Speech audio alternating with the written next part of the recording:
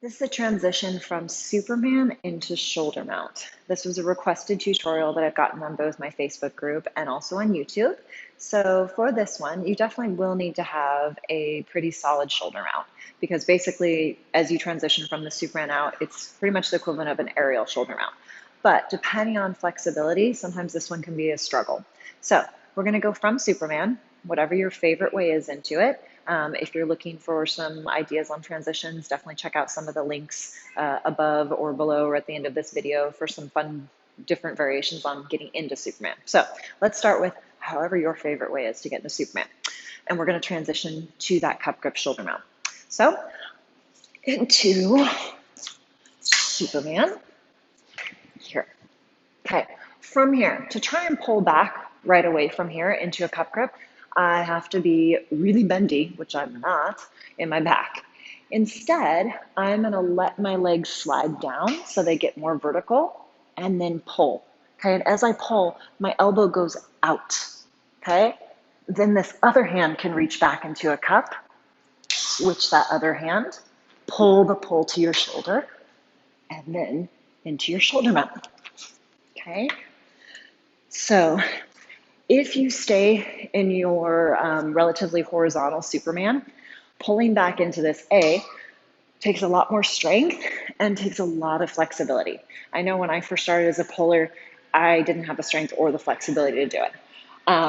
Some of you that might have a super bendy lower back, that nice hinge in your lumbar, might be able to pull back into it without using as much strength. But for most of us, that is not where I naturally bend. So instead, the more you let your torso drop to a vertical, the easier it's going to be to pull in. Okay, so hand is here in the Superman. As you let your hips drop down, the arm will be up and you'll already be in closer. You'll have less distance you have to pull yourself in. But remember, there's a fine line. If you let yourself drop to completely vertical, your butt's going to slide off the pole.